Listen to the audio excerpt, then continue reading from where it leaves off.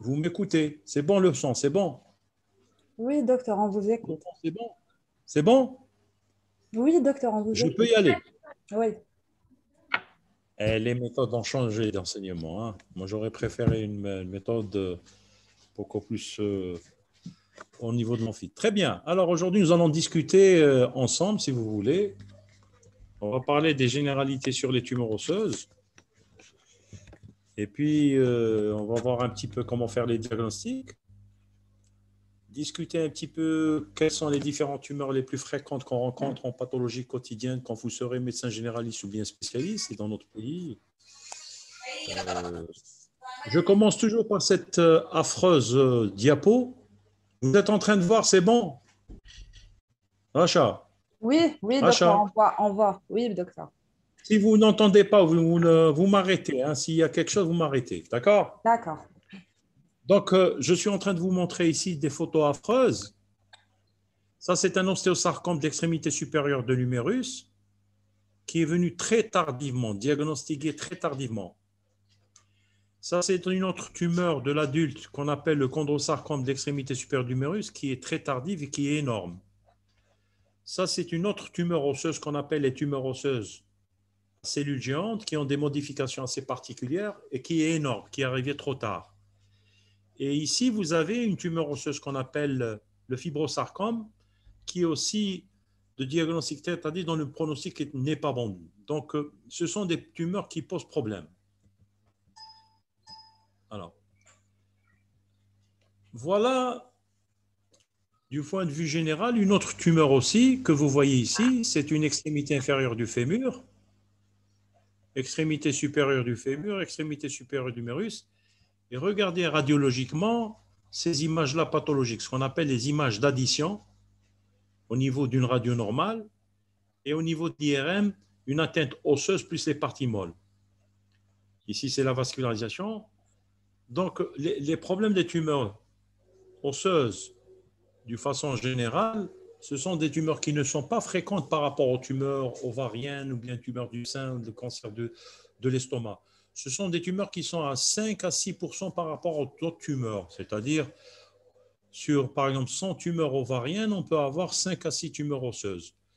Le problème de ces tumeurs-là, c'est qu'elles touchent une population bien particulière. Alors, il y a les tumeurs de l'enfant, il y a les tumeurs de l'adolescent, et puis il y a les tumeurs de l'adulte jeune, c'est-à-dire entre 30 et 60 ans, et puis il y a les tumeurs secondaires qu'on appelle les métastases. Et vous savez très bien que beaucoup de tumeurs glandulaires, c'est-à-dire la thyroïde, l'estomac, le rectum, le poumon, ce sont des tumeurs très ostéophiles, c'est-à-dire elles entraînent des métastases assez importantes au niveau des os. Et dans tout bilan d'extension de toute tumeur, quelle que soit l'origine, on fait un bilan d'extension à la recherche de métastases pour essayer de minimiser les dégâts et prolonger le pronostic. Les tumeurs osseuses, elles sont en deux groupes.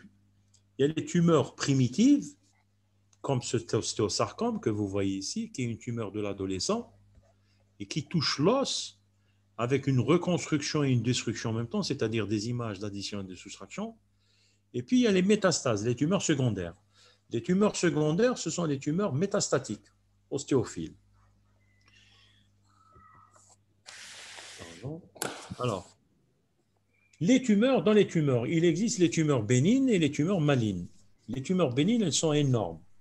Elles sont importantes aussi parce qu'il faut les suivre. Elles sont bénignes, mais il faut les suivre. Et puis, il y a les tumeurs qui sont développées à partir des structures osseuses, c'est-à-dire à partir de la cellule ostéoblastique. C'est une pathologie qui touche des âges bien particuliers, les enfants, les adolescents et les sujets âgés. Les sujets âgés, tu sais toujours rechercher la métastase. Depuis quelques années, c'est-à-dire une trentaine d'années, il y a les progrès de l'imagerie, c'est-à-dire le scanner, la radio numérique, l'IRM et les différents examens complémentaires radiologiques ont permis de comprendre cette tumeur-là, qui est une tumeur de structure osseuse. Et on a commencé à la comprendre. Les méthodes d'anesthésie et les nouvelles méthodes d'anesthésie, parce que maintenant, rarement qu'on fasse une anesthésie générale, maintenant c'est les blocs, c'est l'arraché-anesthésie, nous ont permis, si vous voulez, encore de s'attaquer de point de vue thérapeutique à cette pathologie. Et puis, les nouvelles techniques chirurgicales ont permis d'améliorer le pronostic de ces tumeurs. Parce qu'auparavant, qui disait tumeur osseuse d'un organe, disait amputation ou désarticulation et décès. Mais actuellement, il existe différentes techniques chirurgicales qui permettent d'enlever cette tumeur, mais en conservant le membre et la fonction par des prothèses ou bien par des reconstructions, par des ostéosynthèses. Mais pour un bon médecin, un bon interne et un bon médecin généraliste, même chez les spécialistes, c'est la clinique et une bonne radio qui permet de faire le diagnostic. Et notre but, c'est comme dans toutes les tumeurs, c'est d'essayer de faire le diagnostic précocement par un bon examen clinique et par une bonne imagerie qui permettra de faire quelque chose et de conserver un membre et de prolonger le pronostic. C'est ça le but important d'un étudiant. Alors, dans les tumeurs, comme dans toutes les structures, c'est une tumeur qui est issue d'une structure osseuse. Et que vous savez que dans la structure osseuse, il existe des ostéoblastes, des osteoblastes, des ostéocytes, des chondrocytes. Il existe un tissu conjonctif, il existe une substance fondamentale, il existe des protéines, il existe des vaisseaux. Et à travers toutes ces cellules, chaque cellule a sa particularité. Si par exemple vous prenez la cellule ostéoblastique d'un os, d'une corticale, c'est quand il y a une modification de l'ADN, de l'ARN, cette cellule ostéoblastique va évoluer vers un ostéome si c'est une tumeur bénigne, ou bien un ostéosarcome si c'est une tumeur maligne. Si la cellule cartilagineuse est touchée, on aura soit un chondrome, tumeur bénigne, ou bien un chondrosarcome. Si maintenant c'est des cellules dans la substance fondamentale, on aura ce qu'on appelle les tumeurs à cellules géantes ou bien les tumeurs borderline, c'est-à-dire entre bénignité et malignité. Et puis on peut avoir aussi des tumeurs de la moelle osseuse, telles que les lymphomes, tels que les réticulosarcomes ou bien les sarcomes d'Ewing. Ce sont des tumeurs qui sont issues de la moelle hématopoïétique. Donc vous voyez que les tumeurs osseuses sont issues de la structure osseuse. Le tissu conjonctif, par exemple, vous avez des tissus fibreux, on peut avoir un fibrome osseux bénin, comme on peut avoir un fibrosarcome osseux malin. Et puis, il y a les lésions pseudotumorales. Les lésions pseudotumorales, généralement, on les appelle les kystes. C'est des kystes osseux qui sont très fréquents chez les enfants. Et assez souvent, on les fait le diagnostic après une fracture pathologique sur un kyste osseux.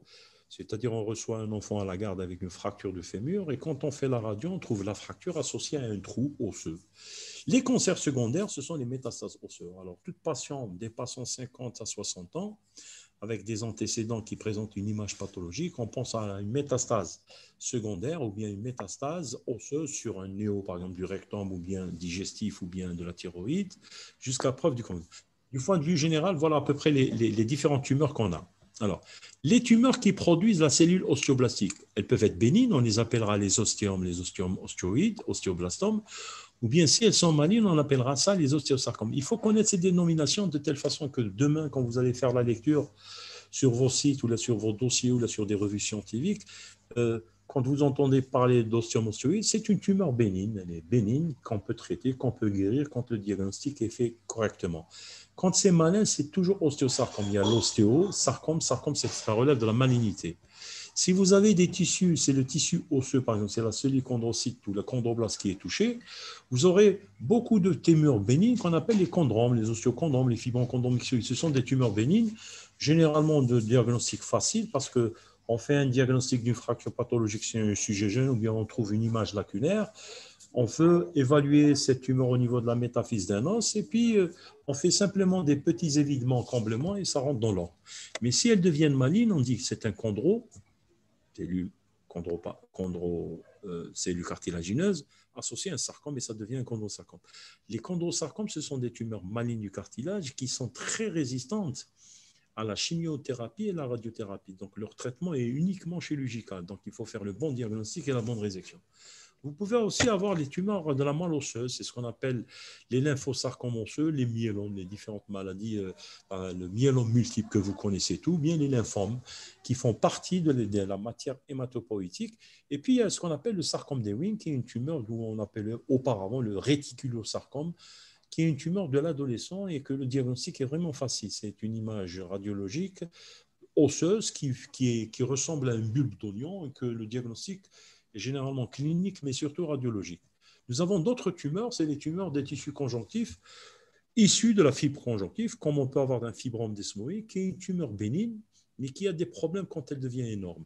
On peut avoir les tumeurs à partir de la cellule graisseuse, le lipome osseux qu'on fait diagnostic, il est généralement situé au niveau du calcanéum, on fait des évidements, comblements. Et le fibrosarcome, qui est une tumeur maligne des fibres. Alors, les lésions pseudotumorales, ce sont tous les kystes osseux que vous voyez en consultation en pathologie pédiatrique. C'est les kystes osseux, le kyste anévrismal, la lacune métavisaire, le granulome ionophile. Il faut, au moins pour un étudiant, connaître ces différentes tumeurs parce que quand vous allez faire la lecture, ça vous permettra un petit peu de connaître qu'est-ce que c'est comme tumeur et ne pas s'affoler quand on a une image lacunaire. Alors, les tumeurs douloureuses, assez souvent, il y a des malades qui viennent consulter pour des douleurs nocturnes, au niveau, par exemple, des extrémités. Vous avez soit l'osteomostioïde, l'ostéoblastome, qui guérit par un test d'épreuve, par l'aspirine, les salicylés. Quand vous donnez un comprimé de salicylé, généralement, l'osteomostioïde disparaît. Mais c'est un malade, c'est une tumeur qui va récidiver, donc il faut la traiter chirurgicalement. Mais le diagnostic est fait sur les salicylés. Vous avez les douleurs au froid au niveau des extrémités distales, des orteils ou bien des doigts. C'est des petites tuméfactions sous-inguinales, sous l'ongle, et qui sont très douloureuses, au froid, surtout au froid, ce qu'on appelle les tumeurs glomiques. Quand vous faites une radio ou bien une IRM, vous allez trouver une petite bulbe au niveau de l'oignon, au niveau de l'ongle, de l'ongle, qui va permettre de faire le diagnostic de la tumeur glomique. C'est une résection qui peut rentrer dans l'ordre. Les tumeurs malignes sont presque toujours douloureuses. Alors, quand on a quelqu'un qui a une tumeur ou là, une image lacunaire osseuse, que vous donnez les traitements antalgiques, vous donnez tout ce que vous voulez, même morphinique, ça, c'est pas penser à la tumeur osseuse jusqu'à preuve du contraire. Et toute tumeur qui pose problème de diagnostic ou bien de clinique avec un traitement et que ça donne rien, il faut faire une biopsie. C'est-à-dire il faut avoir une preuve scientifique, c'est la biopsie qui permettra de diagnostiquer soit la bénignité, soit la malignité. Vous avez d'énormes parfaits, comme je vous ai montré tout à l'heure, des tumeurs qui sont très volumineuses. Elles peuvent être volumineuses et bénignes, comme elles peuvent être volumineuses et malignes. Donc, il faut surtout voir ce qui se passe au niveau des ceintures, c'est-à-dire la ceinture scapulaire et la ceinture pelvienne, c'est-à-dire le bassin. Et puis, quand il y a ces tumeurs bénignes, volumineuses bénignes, il faut faire toujours des examens complémentaires qui nous permettent de voir est-ce qu'il y a une compression du pédicule. Vous pouvez avoir une tumeur énorme au niveau du genou, elle comprime le SPE, vous avez une paralysie du sciatique poplité externe. Vous pouvez avoir une tumeur énorme au niveau, par exemple, du creux poplité qui comprime l'artère poplitée, ça va vous donner un lymphodème. Donc, les tumeurs volumineuses, ça ne veut pas dire qu'elles sont toutes malignes. Elles peuvent être volumineuses et bénignes. Alors, comment faire le diagnostic de tumeur? Allô? Oui? C'est bon? Il y a des questions?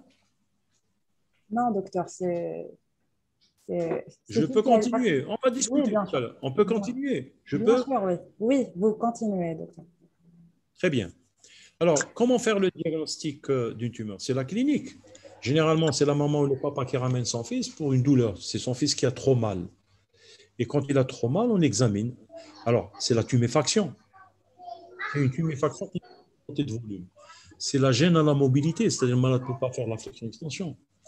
Et puis, si le malade ne consulte pas précocement, au bout d'un mois, 2 mois, il va y avoir des signes locaux, c'est-à-dire des signes inflammatoires, c'est la rougeur. C'est la rougeur, c'est, si vous voulez, la stase veineuse, c'est les vergitures. Ça, il faut réfléchir pourquoi cette tumeur-là se modifie du point de vue local. Alors, rarement, c'est la fracture pathologique. Et la fracture pathologique, c'est surtout chez le sujet âgé. Là, il y a une fracture pathologique. Alors, biologiquement, c'est les phosphatases alcaniques qui sont augmentées. Mais ce n'est pas un examen pathognomonique, les phosphatases alcaniques, parce qu'on peut les retrouver quand quelqu'un fait une fracture. Donc, mais c'est surtout l'examen clinique, c'est la douleur, la tuméfaction, l'impotence fonctionnelle et la fracture pathologique qui permettent de faire le diagnostic. Et puis, c'est les signes qui ramènent le malade à consulter. Alors, il est essentiel de faire la radiologie. La radiologie, pourquoi? Une radiologie simple, parce que le diagnostic d'une tumeur osseuse se fait tout d'abord sur l'examen clinique, j'insiste, mais c'est sur une radio simple. Ne demandez pas d'emblée un scanner, ça viendra. Radiologie. Une radio simple. C'est une radio simple. Alors, le bilan d'une radiologie, c'est quoi? C'est de faire le diagnostic d'image d'addition ou de soustraction au niveau de cette radio. Et puis, la radio va vous permettre aussi de faire un bilan d'extension locale ou loco-régionale, c'est-à-dire vous voir est-ce que c'est une tumeur qui est localisée au niveau de la diaphyse ou bien elle est localisée au niveau de la région diaphyso-métaphyso-épiphysaire. Et puis, la radio nous permettra de faire un bilan thérapeutique quand on a la radio initiale. On peut voir ce qui se passerait après le traitement. Est-ce que c'est assez amélioré après chimiothérapie ou bien radiothérapie ou bien traitement chirurgical. Donc, la radio, elle a trois fonctions essentielles. Faire le diagnostic, faire le bilan d'extension et le bilan thérapeutique. Et après, en fonction de la radio, bien sûr, si la radiologie est insuffisante, on est obligé de faire, si vous voulez, d'autres examens radiologiques qui sont le scanner ou bien l'IRM, qui nous permettra de voir est-ce que ce qu'on n'a pas vu à la radio, on va le voir au scanner et à l'IRM. Alors, regardez ici l'aspect radiologique. Là, vous avez une trame osseuse normale, mais ici, il y a une ostéocondensation qui explique qu'il y a des images, d'ostéocondensation, il y a des images de calcification. Ça, c'est une image pathologique. C'est une image pathologique, ce qu'on appelle d'addition et de suspicion de quelque chose. Ça, c'est très important. Donc, une autre image, regardez ici une image. C'est une image lacunaire. Vous voyez bien que c'est une lacune. C'est une image de soustraction avec des images d'ossification. Donc, ces images-là, ce sont des images de soustraction. Elles sont pathologiques. Donc, si elles sont pathologiques, qui est-ce qui peut rompre cette corticale? Ce n'est soit la tumeur, soit une infection. Donc, il faut l'analyser. Et c'est là, si cette radio-là ne suffit pas, on sera obligé de demander un scanner. Regardez une autre image d'addition. Ça, c'est une image d'addition que vous voyez ici. Ici, c'est une image de condensation avec une fracture pathologique. Et regardez cette image-là que vous voyez ici. Dans la coupe anatomopathologique, la tumeur, elle est là. Elle est métaphyso-épiphysaire dans cette région. Donc ça, c'est une tumeur. Regardez l'intérêt maintenant du scanner. Le scanner permet de voir, quand on fait des coupes, par exemple sur cette image, on fait des coupes, regardez, on voit un trou dans l'os. Et le plus important dans le scanner, c'est que dans ce trou-là, c'est que ça, c'est la corticale, mais il y a une perte. La corticale est rompue, ça veut dire que la tumeur, elle devient extracompartimentale. Donc, pourquoi on fait l'intérêt d'un scanner pour des tumeurs osseuses? C'est pour voir si la tumeur est restée dans l'os ou bien sortie. Si la tumeur est restée dans l'os, on peut réséquer l'os et reconstruire. Et si la tumeur sort de l'os, on est obligé d'enlever l'os malade et les parties molles malades. Et c'est comme ça qu'assez souvent, on prend l'application d'une amputation pour ne pas laisser un résidu qui risque d'être une source de récidive. L'IRM est très important par contre. Regardez. Dans l'IRM, vous avez le flux diaphysaire, la tumeur, elle est là. Donc, on voit bien la hauteur de la tumeur, son diamètre. Si jamais on veut enlever l'os, il faut enlever l'os de là, de là. Donc, ça nous permettra de voir, de mesurer l'importance de la résection osseuse. Mais l'IRM, chose capitale, il vous permet de voir l'envahissement des parties molles. Là, c'est le creux poplité. Et là passe l'artère, là, c'est l'artère fémorale, et là, c'est l'artère poplitée. Et si l'artère poplitée est dedans, il faut enlever et l'os et tout ça. C'est-à-dire qu'il faut couper tout ça en un seul os et faire un pontage vasculaire si on veut garder le membre. Autrement, on doit amputer. C'est ça l'intérêt d'une IRM. L'IRM permet de voir les parties molles périphériques et surtout le pédicule. Parce que si le pédicule est touché, il risque d'y avoir des métastases intra-artérielles qui vont partir au poumon. Et ce n'est pas bon, donc il faut amputer le plus vite possible grâce à l'IRM qui nous permettra de dire quel est le niveau d'amputation. Parce qu'il ne faut pas amputer là où il y a une 3 à 5 cm au-dessus de la tumeur. Regardez l'IRM. Ça, c'est l'IRM qui permet de voir l'os, comment il est à l'intérieur malade, avec les parties molles. Ici, voilà l'image de tout à l'heure. Ça permet de voir la hauteur, la résection osseuse et puis les parties molles. Mais regardez aussi, chose qui est très importante, pourquoi on fait une IRM. Regardez ici, la tumeur, elle est là. Pardon, la tumeur, elle est là. Et vous voyez une tache. Vous la voyez, cette tache? Voilà, la tache intramédulaire. Ça, on l'appelle la skip métastase. Ça veut dire quoi? C'est la tumeur qui saute. C'est une tumeur qui est, par exemple, localisée ici. Elle est là. mais elle saute vers la diaphyse fémorale. Ça veut dire quoi? Si jamais demain on demande une amputation chez ce patient-là, il faut amputer plus haut que la métastase. Parce que si vous amputez ici, le malade va récidiver, vous êtes obligé de recouper. Donc il faut faire une IRM de l'axe fémoral pour, pour limiter l'amputation. Si on fait une amputation, il faut la faire au-dessus de la métastase. Parce que si vous la faites au-dessous, quelques temps après, le malade va récidiver. Donc, ça va entraîner, si vous voulez, une récidive et c'est pas bon. C'est ça l'intérêt de l'IRM. L'IRM permet d'avoir la mensuration de la tumeur, l'envahissement des partiments, le pédicule s'il est touché ou non, et regarder s'il n'y a pas de métastase pour faire une amputation exacte et ne pas récidiver. Alors, qu'est-ce que c'est la tumeur bénigne radiologiquement et maligne? Je disais ça aux étudiants, je ne sais pas si on vous l'a dit, ça, c'est un mauvais chou-fleur noir et ça, c'est un bon chou-fleur. Quand vous avez une tumeur qui est bien limitée, regardez, les limites sont franches, la corticale est continue, il n'y a pas d'envahissement des parties molles, on dit que c'est une tumeur bénigne. Elle est bénigne. Mais quand on a une tumeur qui est agressive avec une image de soustraction, des images de clarté et de soustraction, des réactions périostées, et avec une lise, on dit que c'est une tumeur maligne. Ça, c'est des schémas qui vont vous permettre de réfléchir quand vous êtes devant une image d'addition dans une radio ou de soustraction. Alors, voilà les différentes tumeurs qu'on peut avoir. Ça, c'est un schéma qui représente la diaphyse, fémorale par exemple. Ça, c'est une métaphyse. Et ça, c'est une épiphyse. Alors, il y a des tumeurs qui se localisent au niveau de la diaphyse. Il y a des tumeurs qui se localisent au niveau de la métaphyse. Et puis, il y a des tumeurs osseuses qui se localisent au niveau des épiphyses. Et en fonction de l'âge, quand on a ces images-là, on peut dire ça, c'est telle tumeur et telle tumeur. Au niveau, par exemple, de l'épiphyse. Voilà l'épiphyse. Qu'est-ce qu'il y a comme tumeur? On peut avoir un chondroblastome, qui est une tumeur chondroblastique, c'est-à-dire cartilagineuse bénigne. On peut avoir une métastase, si c'est une chirurgie. On peut avoir un chondrosarcome acellulaire, qui est une tumeur maligne particulière. On peut avoir ce qu'on appelle la TCG, c'est la tumeur acellule géante, ou bien on peut avoir des dysplasies épiphysaires hémiméliques qui sont très bénignes. Ça se localise. Ce n'est pas indispensable de les apprendre, ces différences. Il faut connaître à peu près les localisations de ces tumeurs qui doivent être connues par vous, parce qu'il ne faut pas, quand on a une tumeur au niveau épiphysaire, il ne faut pas être gêné ou bien stressé, on dit il y a trop de tumeurs. Non, c'est des tumeurs bien particulières. Alors, au niveau de la métaphyse, maintenant, regardez qu'est-ce qu'il y a comme tumeur. On a un ostéosarcome, qui est la tumeur la plus fréquente. L'ostéosarcome est une tumeur qui se localise au niveau de la métaphyse. On peut avoir des chondrosarcomes. Par contre, au niveau de la diaphyse, on a ce qu'on appelle la tumeur. Voilà. On a les tumeurs à cellules rondes ou bien la diaphyse, c'est-à-dire le réticulosarcome ou bien les myélomes, ce sont des tumeurs diaphysaires qui se localisent au niveau de la diaphyse.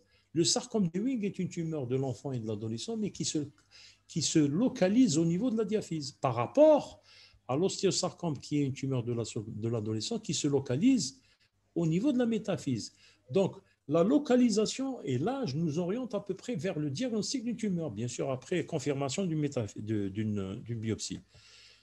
Voilà. Voilà à peu près qu'est-ce qu'il y a, ça c'est le même schéma. C'est à peu près les tumeurs qui sont localisées.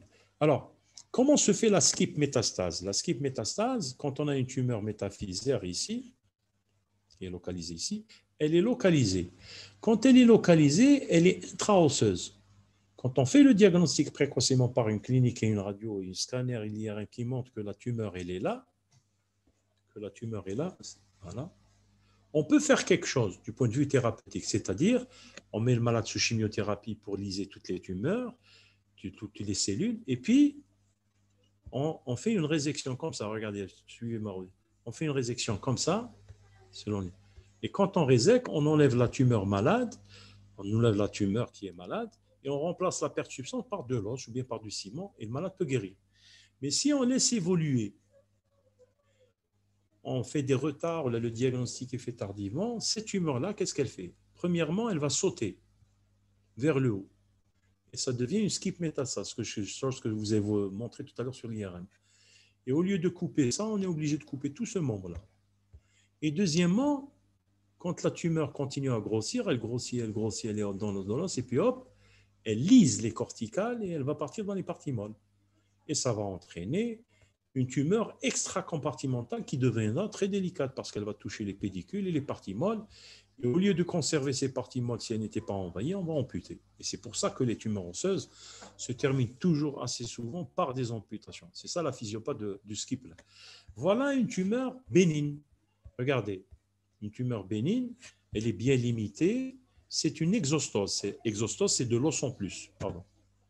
Donc, c'est une exostose, c'est un os qui est déformé, qui est en plus. Mais il n'y a pas de lésion de Lise. Voilà, c'est une. Là, qu'est-ce qu'on fait? On prend un ciseau à frapper, on coupe ici, on enlève.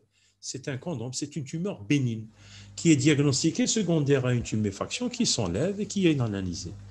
Voilà une tumeur qui est bénigne, qu'on appelle l'osteomostioïde. Ça, c'est le nidus, c'est la graine lentille, suivie d'une osteocondensation. Elle est bénigne, pourquoi? Parce que les corticales sont épaisses, il n'y a pas de lise, il n'y a pas d'autres modifications. On appelle osteomostioïde parce que c'est un ostéome, c'est une tumeur bénigne qui est diagnostiquée en rétrospective si on donne un comprimé d'aspirine.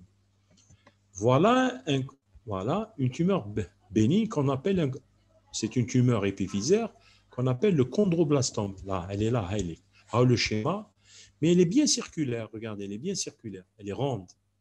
Mais elle dit il faut l'opérer. Pourquoi? Parce que s'il y a un affaissement, il y a une nécrose de la tête fémorale. Ça, c'est la tête fémorale, c'est l'épiphyse. Ça, c'est le cartilage. Ça, c'est la métaphyse, l'extrémité supérieure du fémur. C'est la coxo-fémorale.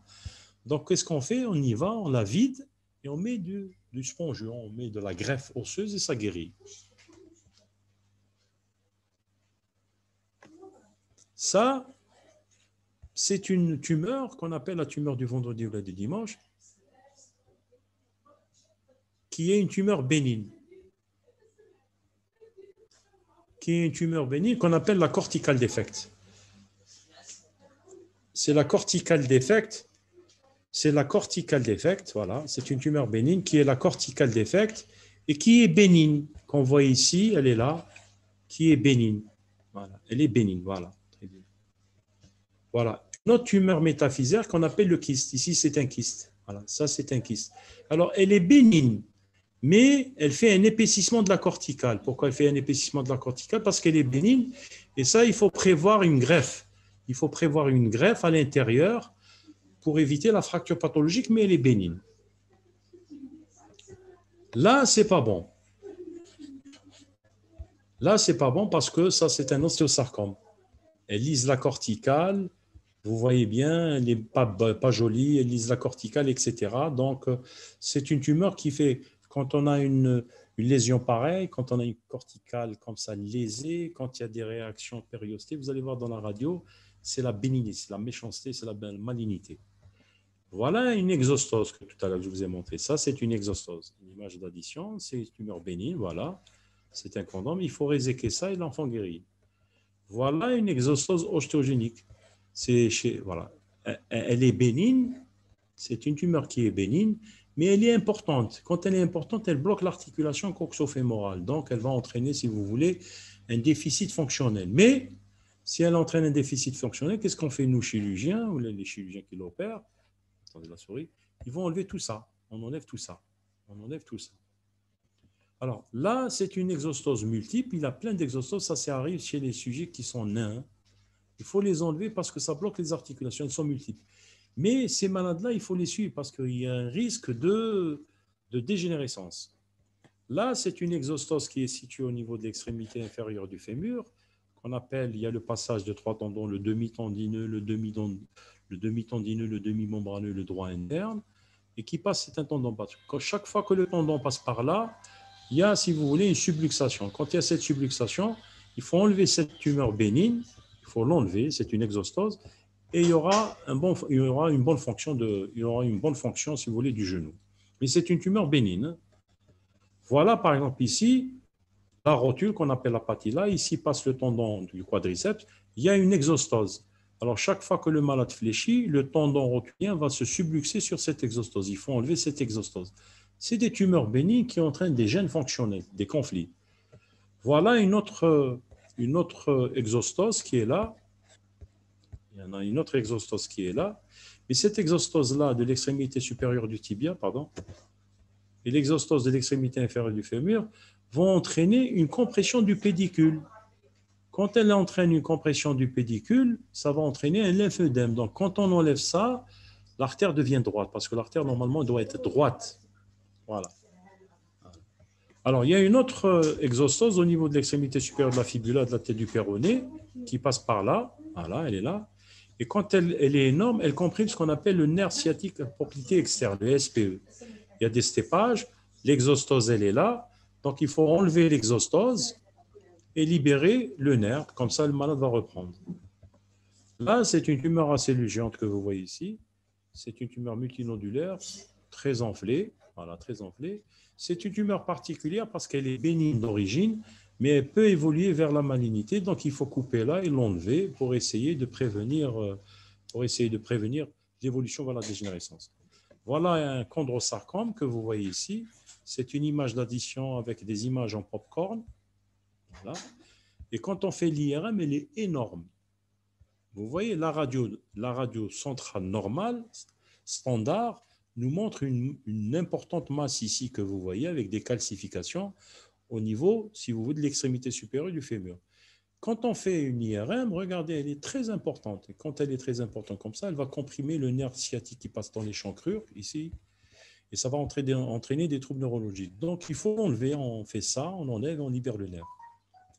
Là, c'est un chondrome. C'est des tumeurs bénignes cartilagineuses qui sont là.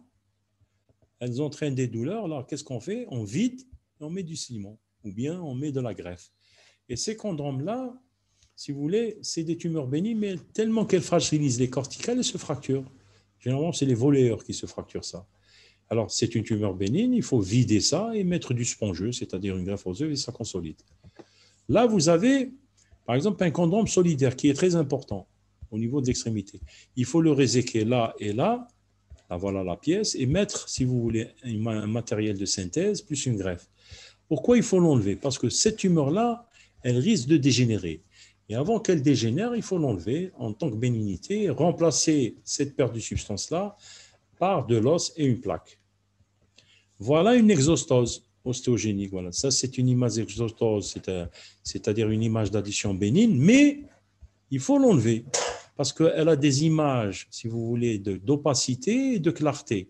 Quand il y a des images d'opacité et de clarté, ça fait penser à l'hétérogénéité et de la malignité. Donc, il faut couper tout ça pour éviter, voilà, on l'a coupé, pour éviter, si vous voulez, la dégénérescence vers un ostéosarcome. Voilà un chondrosarcome. Le chondrosarcome, vous avez soit un autre chondrosarcome comme un chou-fleur, ou bien un chondrosarcome avec les images en popcorn, le popcorn que vous connaissez tous. Tout ça, c'est des images d'addition de chondrosarcome. Et le chondrosarcome, le traitement est uniquement chirurgical. Il est radiorésistant, c'est-à-dire la radiothérapie, et chimiorésistant. Là, vous avez une image d'un autre chondrosarcome que vous voyez ici avec la pièce. Vous avez la pièce. Tout ça, c'est un chondrosarcome avec ces images en feu d'herbe très importantes. Là, c'est un chondrosarcome qui a été réséqué. Là, c'est un chondrosarcome de tout le fémur. Alors, nous, on n'a pas ça parce qu'on n'a pas de greffe d'organes. On enlève tout le fémur que vous voyez ici. Ça, c'est la tête, ça, c'est l'extrémité distale et on remplace par une prothèse. Ça se fait ailleurs, mais chez nous, ça ne se fait pas parce qu'on n'a pas. Ça, c'est l'image d'un ostéosarcome. Regardez, c'est des images d'addition. Regardez ici, c'est des images d'addition que vous voyez ici et qui prennent la métaphyse et la diaphyse. Ça, c'est l'extrémité supérieure du humérus, que vous voyez ici. Ça, c'est des images d'addition avec des images d'ostéocondensation et de lyse. Ça, c'est l'ostéosarcome. Il ne faut jamais oublier cette photo-là. Alors, chez l'enfant, il existe beaucoup plus la pathologie des kystes, que vous allez voir. Voilà, voilà les kystes. Voilà. Les kystes, c'est des images lacunaires que vous voyez ici, et ça donne des fractures. Alors, généralement, quand il y a la fracture, il y a le primum Owensky, c'est-à-dire de l'hématome, qui va reconstruire tout ça. Maintenant, si vous faites consolider tout ça, et on a toujours un trou, il faut mettre de la greffe. C'est des tumeurs, c'est des fractures pathologiques sur tumeurs bénignes. Voilà ce qu'on appelle les métastases chez les sujets âgés. Dès que vous avez une personne qui dépasse 60 ans, 50 ans ou la 70 ans qui vient à la garde pour une fracture de l'extrémité supérieure du fémur ou bien l'extrémité inférieure, vous examinez toujours la fracture et il y a toujours un trou. et vous dites, monsieur, vous vous traiterez, il va vous dire, je me ferai traiter pour une vessie, ou là, pour un poumon, je suis un ancien fumeur, ou là, il a une thyroïde, ou là, c'est une femme qui a fait une mammectomie. Donc, c'est des fractures pathologiques. Ça, c'est des fractures sur tumeurs ostéophiles. Et là, il faut les synthéser rapidement pour les mettre debout, de telle façon à éviter les complications de décubitus et continuer la chimiothérapie, radiothérapie. Voilà un ostéosarcome. Voilà, la tumeur, elle est là. Regardez ce qui est blanc. Et elle s'étend, elle a fait la fracture pathologique. Voilà la tumeur, voilà l'ostéosarcome, et elle a fait sa fracture pathologique. Voilà un chondroblastome bénin. Alors là, faites très attention. La lumière, elle est bien limitée. C'est pour ça que c'est là où on demande un scanner, une IRM, parce que ça fait penser à une fracture pathologique sur un ostéosarcome. Alors que non. Si on fait un scanner, une IRM, on vient bien les lésions. Il n'y a pas de lésions d'addition ni de soustraction, mais c'est l'anapathe qui fait le diagnostic. C'est pour ça, assez souvent, on dit il faut faire une biopsie pour éliminer une histoire pathologie bénigne ou maligne. Là, vous avez un chondrome, comme tout à l'heure. Voilà. C'est une fracture pathologique sur chondrome. Il faut faire un évidement comblement. Voilà, un évidement comblement. Là, vous avez ce qu'on appelle la tumeur à cellules géantes. Tumeur à cellules géantes, voilà, tumeur à cellules géantes. Alors ça, c'est stade 1. Quand elle est stade 1, on dit qu'elle est bénigne. Vous voyez bien, elle est circulaire. On vide ce vide, on fait un évidement et on comble par du spongieux. Là, quand on ne la traite pas, elle détruit tout le genou et puis elle devient aplatie. Là, elle peut dégénérer en sarcome. C'est pour ça qu'on dit que ce sont des tumeurs, c'est des tumeurs light, c'est-à-dire borderline. Voilà un kyste, un petit kyste. Voilà les signes de bénignité. C'est quoi les signes de bénignité? Vous avez un trou dans l'os, la corticale est solide, la corticale est solide. Vous avez plein de petits trous, regardez. Ça, c'est la tumeur bénigne, c'est le beau chou-fleur. Là, vous avez un kyste. Regardez, il était là et il descend. Il descend. Vous avez un autre kyste ici. C'est pour ça qu'on dit, quand on est un bon médecin généraliste sur l'interne, il faut regarder bien la radio. Quand on regarde la radio, il faut voir ce qui se passe à l'intérieur et à l'extérieur. À l'intérieur, c'est voir ce trou-là, et puis à l'extérieur, voir les corticales qui sont solides, si elles ne sont pas fragiles ou non. Et examinez bien la hauteur de cette lacune métaphysaire, métaphysodiaphysaire, que vous voyez ici, et puis discuter. Maintenant, quand on a les possibilités d'avoir beaucoup de greffons osseux, avant que l'enfant se fracture, on comble tout ça par du spongieux, c'est-à-dire par de la greffe osseuse. Voilà une tumeur à cellules géantes. Voilà, ça c'est le profil. Voilà, c'est tout ça, c'est ce trou-là. Et assez souvent, dans certaines communications ou dans certains candidats, on dit que doit faire le médecin généraliste devant un trou dans l'os? C'est-à-dire que doit faire correctement le médecin devant une image lacunaire? Regardez, il y a une image, ça c'est de l'os normal, ça c'est une image lacunaire. Que doit faire le praticien quand on a une image lacunaire pareille? On doit tout d'abord faire un examen clinique, voir l'âge, la localisation, c'est une tumeur épiphysométaphysaire. Il a par exemple 19 ans, 20 ans. Alors, les trois diagnostics, c'est une tumeur à cellules géantes, ça peut être un ostéoblastome, un chondroblastome ou bien un kyste. Et c'est là où on demande un scanner pour voir si la tumeur elle a rompu les corticales ou non. Ça nous permettra de préparer notre intervention. Et si jamais il y a une extravasation, c'est-à-dire il y a de la tumeur qui sort, on fait une IRM pour voir, si vous voulez, l'envahissement des parties molles. C'est-à-dire ici, pour voir, quand on va faire la résection, est-ce qu'il faut réséquer le muscle, l'artère, etc. C'est comme ça qu'on fait les examens complémentaires. Voilà un kyste, voilà, par exemple, un kyste osseux solitaire. Regardez. Voilà, ça c'est une région, ce qu'on appelle métaphysodiaphysaire. Quelques années après, elle se comble, mais elle reprend vers la diaphyse, ce qu'on appelle les kystes osseux solitaires chez les enfants. Qu'est-ce qu'il faut faire quand on a du greffon, c'est-à-dire de la greffe osseuse? On fait un comblement, on comble tout ça. C'est comme on dit, on plombe pour éviter la fracture pathologique. Voilà ici, je ne sais pas si vous voyez bien, je vais voir avec vous voyez une ostéocondensation ici. Regardez la densité de ce premier métal, la densité du deuxième métal, la densité du troisième et du cinquième. Et regardez le deuxième. Il y a une hypercondensation ici, c'est blanc. Avec une image là, regardez, on dirait une graine de lentille. Et c'est des malades qui ont très très mal et dès que vous donnez un comprimé d'aspirine, ça guérit. C'est l'ostéomostéoïde. C'est comme ça l'ostéomostéoïde, c'est le diagnostic clinique, la douleur qui cède sous aspirine et la radio normale. Alors, ça, c'est les signes de malignité, c'est la lyse, c'est la rupture de la corticale, etc. Voilà l'image d'un ostéosarcome, regardez. Hein, c'est comme on dirait en jargon tana, j'ai la chair de poule. Voilà la chair. La chair de poule, c'est la réaction périostée de cette tumeur par rapport au périostée de la corticale. Et regardez, les images qu'on appelle les triangles de Nélaton. Non, pardon, excusez-moi. Le triangle de Nélaton, voilà. C'est des images d'addition, mais en feu d'herbe. La tumeur, elle est à l'intérieur. Donc, c'est une tumeur, si vous voyez la clinique, c'est la tuméfaction qui est dure, qui est douloureuse, qui ne cède pas sous ontalgique. Et puis, quand vous faites une radio normale, regardez, vous avez une lise à l'intérieur, des images d'addition qui font penser à l'ostéosarcome jusqu'à preuve du contraire. Là, on fait un scanner, une IRM pour voir l'extension. Regardez une petite image de rien du tout. Là, c'est la corticale. Regardez, au-dessus de la corticale, il y a une réaction périostée. Cette maudite réaction périostée, quand on fait la biopsie, on va dire que c'est un ostéosarcome périosté, parce que dans l'ostéosarcome, il y a différentes variétés. Regardez ici, au niveau de l'extrémité supérieure du fémur, il y a une image d'addition. Cette petite maudite image d'addition fait des ravages. Si on ne fait pas un diagnostic correct par une biopsie, on passe à côté d'un ostéosarcome périosté. Et ça entraîne plus tard de gros problèmes. Regardez ici une métastase. Voilà la diaphyse, voilà la corticale, et puis on a un creux ici avec cette image-là. C'est une métastase. Ici, c'est une métastase.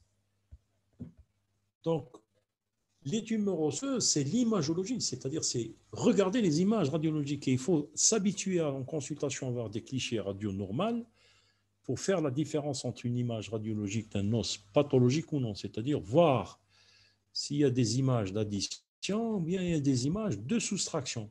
Et quand on a une image de soustraction, le cancer, c'est quoi? C'est le crabe. Le crabe, c'est les crochets. Donc, quand il va bouffer l'os. Donc, c'est une image de soustraction. Voilà un autre ostéo. La réaction, regardez. Ici, la réaction périostée d'un l'ostéosarcome, il est là, il est intramédulaire, métaphysodèle. C'est ça, l'ostéosarcome. Mais il y a des réactions périostées ici, avec ici des réactions périostées. Faites attention à ces images-là, ça bénéficie. C'est là où le patient doit bénéficier d'un scanner et d'une IRM et d'un bilan d'extension. Voilà ici une tumeur à cellules géantes qui entraîne une lise de l'extrémité supérieure du tibia. Normalement, le tibia, il est comme ça. Là, il y a une lise. Tout ça, c'est la tumeur. Regardez ici une lise. Alors ici, vous avez la coxofémorale, la tête fémorale, le cotyle, la branche ischiatique, la symphyse pubienne. Puis ici, normalement, vous avez la symphyse pubienne.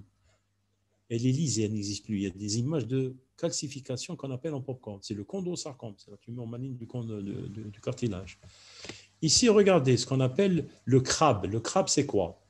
Le crabe, c'est le cancer.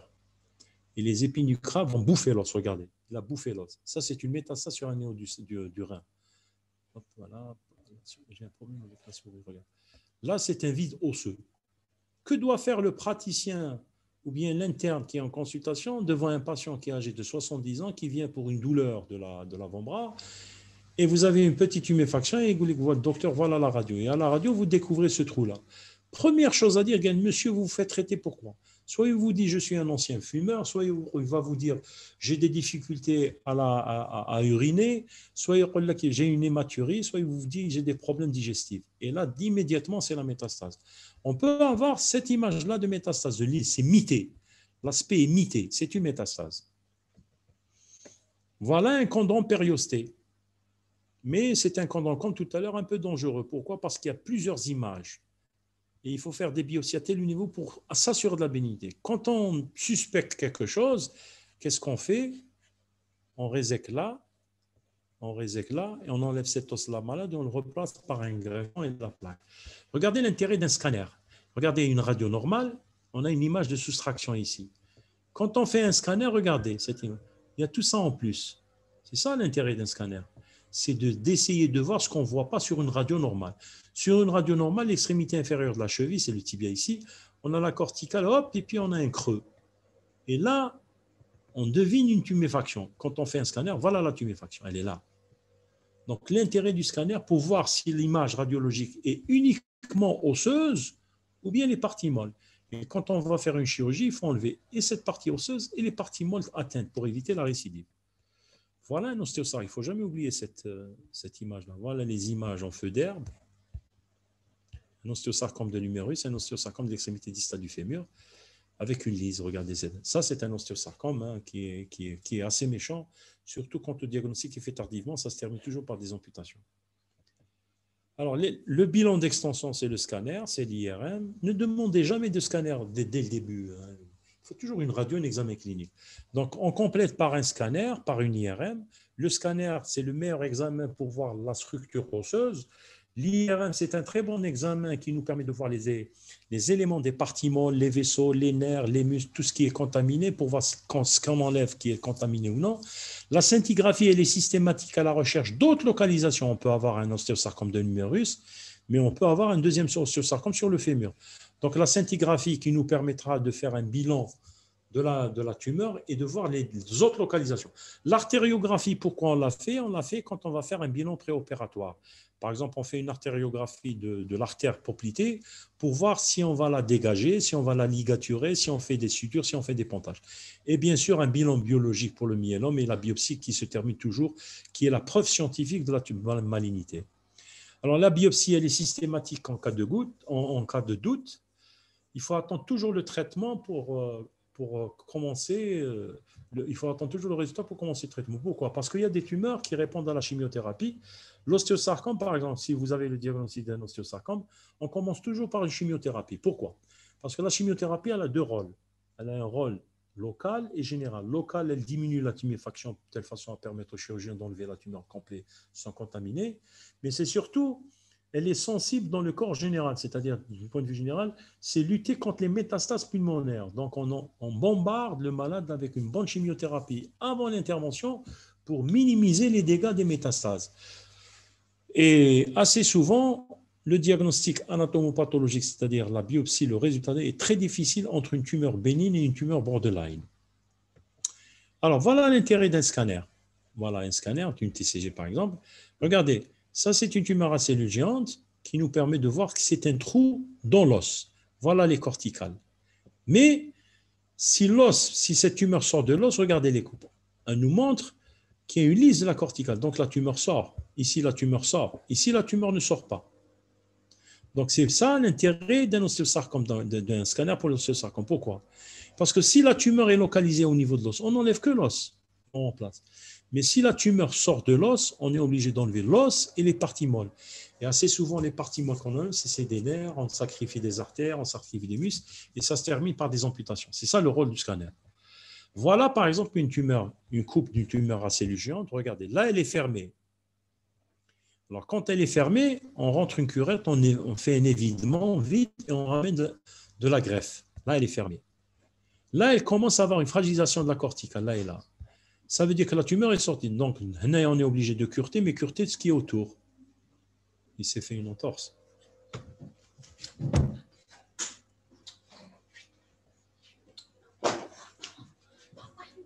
Maintenant, on a une image ici, on a une image ici qui est l'ostéomostéoïde.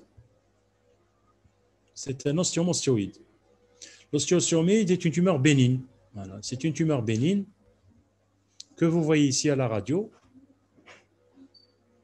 Quand on fait une scintigraphie, elle est là. Regardez l'hypercondensation. Elle est là, voilà. Regardez un chondrosarcome. L'IRM d'un chondrosarcome, comment il est énorme. L'intérêt de l'IRM. Voilà, l'intérêt de l'IRM. C'est un chondrosarcome. Regardez ici l'intérêt de l'IRM dans un chondroblastome. Regardez, la tumeur, elle est là.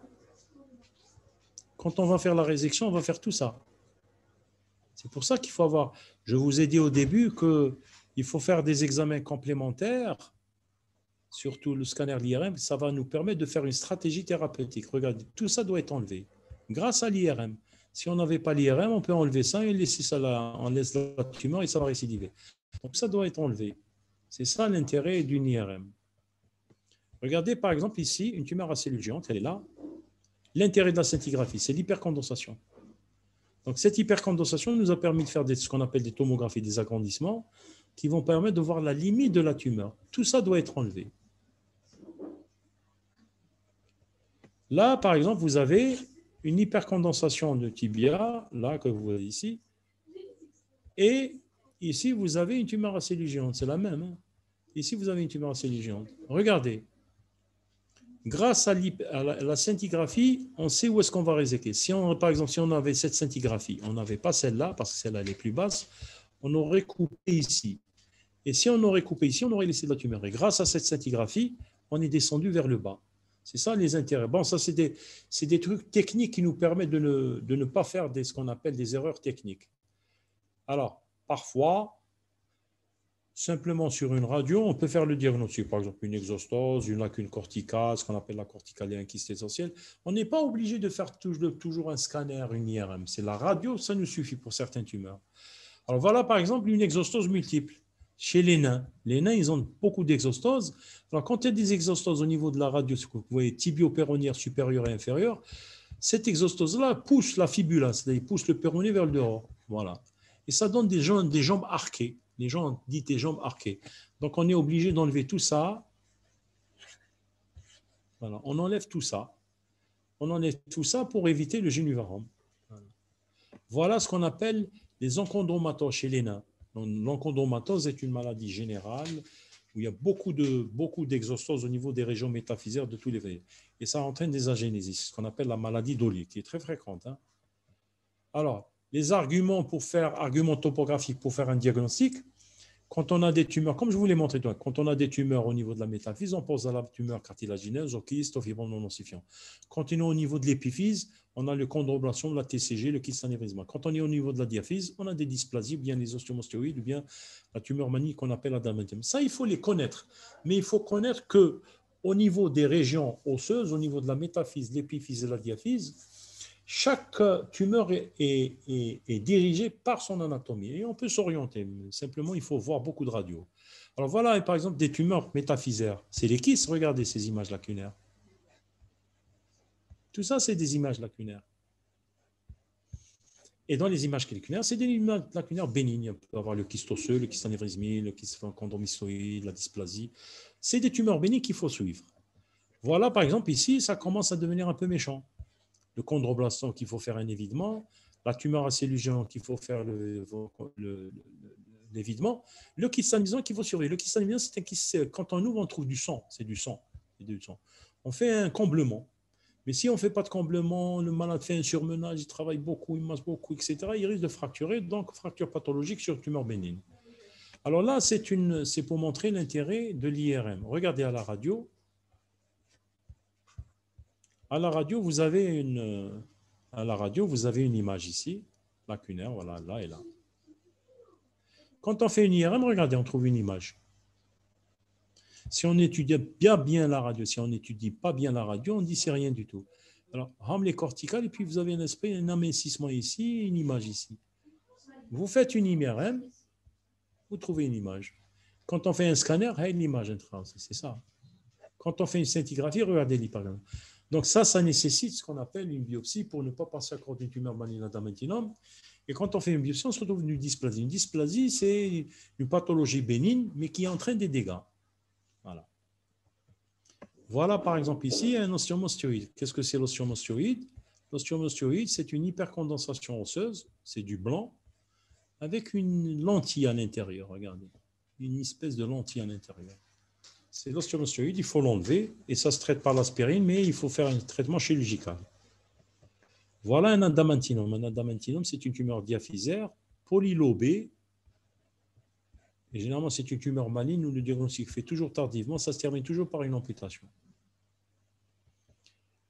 Les arguments topographiques, on peut aussi les trouver au niveau du rachis. Certaines tumeurs, on peut les trouver au niveau du rachis. Hein. C'est les angiomes, les kystes anévrismaux, les osteoblastomes. Au niveau des os plats, on trouve des granulomes et eosinophiles, c'est une tumeur bénigne. Au niveau de la main, c'est surtout les chondromes. Et les tendances plurifocales, c'est-à-dire on les trouve partout, c'est les dysplasies, l'enchondromatose, Thalène.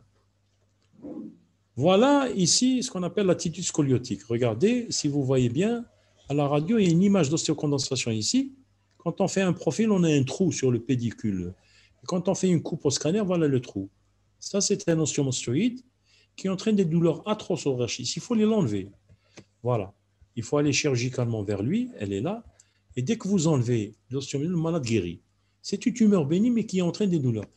Par contre, ici, regardez, dans le rachis, voilà la colonne vertébrale, voilà la moelle, et puis ici, la moelle, elle est obstruée par quelque chose.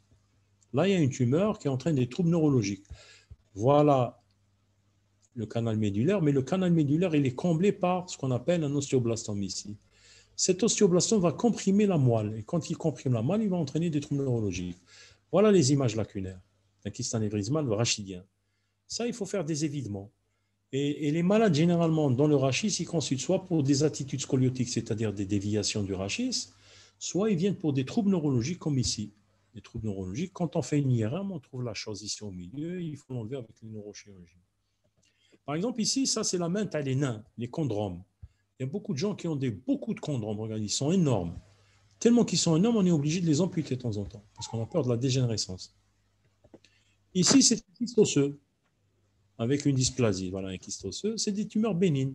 Regardez, les corticales sont solides. Là, c'est des images lacunaires. Voilà, c'est des images lacunaires. Là, pour éviter, voilà, vous avez un gros kyste ici. Il y a un amincissement de la corticale. Pour éviter la fracture, on met du matériel et une greffe pour que ça ne se casse pas, pour qu'il n'y ait pas une fracture du col. La chirurgie, bon, la chirurgie tumorale, c'est les amputations, bien les résections, les reconstructions. Voilà, par exemple, un ostéosarcome qui est là. Il faut l'enlever complètement, voilà, complètement, et le reconstruire par une prothèse. Ça, tout ça, c'est la tumeur.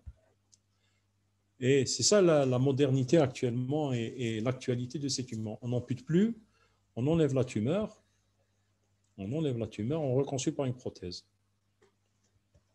Voilà, par exemple, ici un ostéosarcome qu'on a enlevé. Regardez les parties saines, on a enlevé très haut et qu'on reconstruit par une prothèse. Voilà, par exemple, ici, une tumeur ici du tibia qu'on a réséquée, qu'on a reconstruit par une prothèse. C'est ça, là, actuellement, quand le diagnostic est fait précocement, on évite de faire les amputations auparavant. Bon, on continue à faire les amputations. Donc maintenant, on ne fait plus d'amputations. Si on a toutes les conditions, on conserve le membre, on enlève la tumeur, on met une prothèse plus une greffe. Voilà des images, ça c'est nos images. Voilà une tumeur, un ostéosarcome que vous voyez ici, qu'on a réséqué, qu'on a enlevé avec une plaque et du ciment. Voilà par exemple une tumeur ici, qu'on a enlevé. Voilà la tumeur avec les parties molles, on a mis du ciment. Voilà ici une tumeur qu'on a enlevée, on a mis une plaque qui s'est infectée, on a remis un fixateur. Tout ça, c'est la perte de substance, c'est-à-dire c'est les traitements conservateurs. Voilà une autre tumeur qui est là. On a enlevé la tumeur qui est là, voilà, tout ça. Et puis on a retourné le péroné pour combler la perte de substance. Le péroné est venu ici pour combler. Pardon. Voilà une autre tumeur ici aussi. Ça, c'est un ostéosarcome d'extrémité supérieure du tibia qui est là. Voilà. Regardez la radio comment elle est. On enlève la tumeur et on met une prothèse de reconstruction. Voilà. On met une prothèse de reconstruction. Ça, c'est la prothèse pour qu'il marche, pour qu'il fléchisse. Voilà un autre sarcome des Ewing que vous voyez ici. Toute la tumeur ici. Regardez la radio. On a l'impression qu'il n'y a rien. Mais il y a des images ici d'addition. Et quand on fait l'IRM, regardez, tout le fémur est touché. Donc, on enlève tout ça, on met une prothèse. Le voilà. Voilà une autre tumeur distale. Une image d'addition avec une tumeur intra. Voilà. Regardez tout l'envahissement. On coupe tout ça, on enlève tout ça et on met une prothèse. De telle façon que le malade marche. Voilà. Merci. Alors, tes questions? Vous m'écoutez? Vous êtes là? Oui, docteur, on est ici. Est-ce que ça va? C'est pas trop dur? De toute façon, ça, c'est un cours sur les généralités. On ne peut pas tout expliquer parce que chaque tumeur est un cours. Ah oui. Mais généralement, c'est un cours qu'on fait aux étudiants pour savoir quelles sont les différentes tumeurs osseuses qui existent en général et de telle façon que vous aurez des lectures ou bien une discussion, vous savez de quoi parler. Mais pour un médecin, c'est de faire le diagnostic. Le diagnostic, c'est la douleur, c'est la tuméfaction, c'est l'altération de l'état général, c'est la fracture pathologique, mais c'est surtout la radio simple. On fait une radio simple pour voir des images d'addition, de soustraction qui seront complétées par des examens complémentaires tels que le scanner, l'IRM. Maintenant, dans les tumeurs les plus fréquentes qui existent actuellement chez nous, il y a les ostéosarcomes, le sarcome des Ewing et les métastases qu'il faut connaître parce qu'au moins il faut faire le diagnostic pour démarrer un traitement ou bien les adresser chez des collègues qui s'occupent de ça. Alors, des questions? Racha, tu es là? Apparemment, il n'y a pas de questions, docteur. Voilà. Pourquoi il n'y a pas de questions? Je me demande pourquoi il n'y a pas de questions. Vous êtes timide? Moi, j'aurais aimé que faire un cours à la fac avec vous. Moi, j'aurais aimé ça. Bon, c'est vrai qu'actuellement, les cours par vidéoconférence, c'est bien, c'est tout ce que vous voulez, mais Il n'y a pas mieux d'être avec les étudiants pour discuter. Alors, il y a une Je sais pas qu'est-ce que vous en pensez, Racha? Oui, oui, je suis tout à fait d'accord. C'est mieux en présentiel. Oui, en Mais présentiel, c'est il y beaucoup a une mieux. question. Il y a une question, Oui, en fait. allez-y, allez-y. Est-ce qu'on peut avoir des métastases à partir des tumeurs osseuses? Voilà. Oui, mais bien sûr. La première métastase osseuse, c'est le sarcome des Ewing. Ça se localise au niveau du rachis. Et la première image d'une métastase osseuse, c'est l'image en ivoire au niveau du rachis. Ça, il faut se rappeler de ça. Mais la tumeur osseuse peut donner des métastases, oui. C'est pour ça qu'on fait une scintigraphie. C'est pour ça qu'on fait un bilan d'extension. Allez-y, des questions. Allez-y, hein. Racha, où est-ce que tu Alors, es? la deuxième question, comment décider le geste thérapeutique, greffe osseuse, prothèse, etc. Le premier geste à faire, c'est avoir le courage de faire le diagnostic tout d'abord clinique radiologique.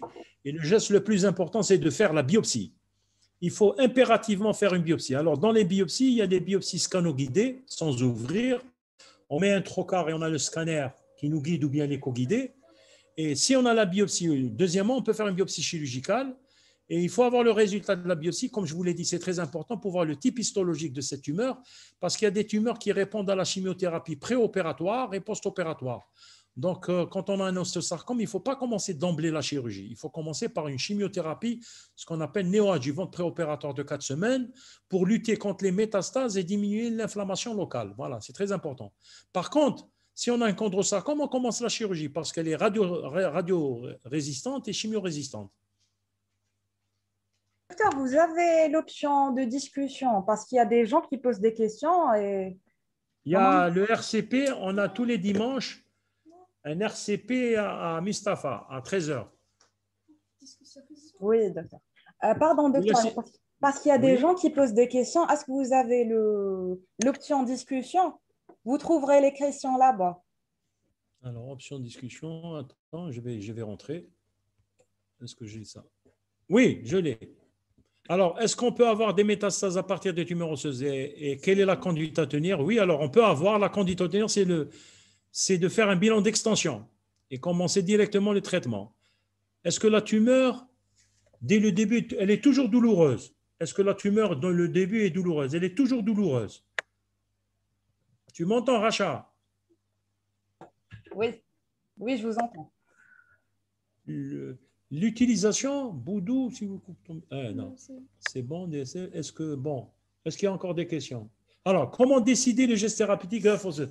On ne peut pas décider un geste thérapeutique si on n'a pas de biopsie. Il faut avoir le diagnostic étiologique et anatomopathologique de la tumeur pour décider le geste thérapeutique. Alors, le geste thérapeutique, comme je l'ai dit tout à l'heure, dans les tumeurs osseuses, il y a des tumeurs qui répondent à la chimiothérapie préopératoire, il y a des tumeurs qui ne répondent pas. Donc, il y a toujours une chimiothérapie, radiothérapie, chirurgie. C'est la seule pathologie, on associe les trois.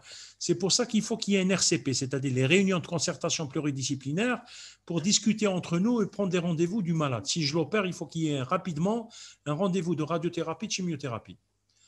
Est-ce que la tumeur, dès le début, est douloureuse? Oui, toutes les tumeurs sont douloureuses, oui. Surtout malignes, oui. Zed, qu'est-ce qu'il y a comme question? Racha, Apparemment, tu il me y a plus. suis? Oui, apparemment, il n'y a plus de questions.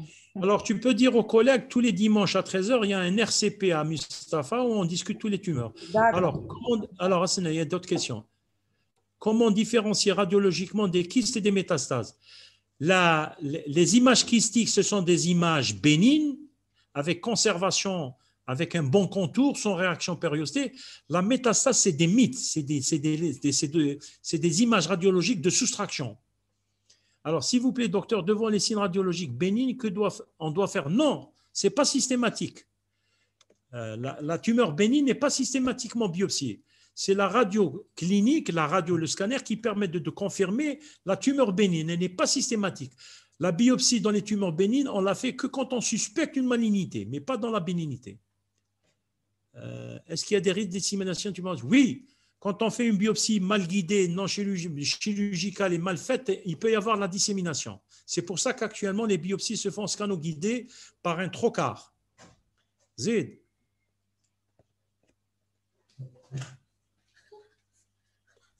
C'est bon, Racha? Oui, normalement, c'est bon, docteur. Merci. Merci beaucoup. Bon, alors, on rediscutera si tu veux. Oui, bien sûr. S'ils ont Allez, des merci. questions, voilà. Merci. Au D'accord, revoir. merci. Bonne fin de soirée. Bon courage pour À les vous jeunes. aussi. À vous Merci, aussi. au Au revoir. revoir. C'est le genou.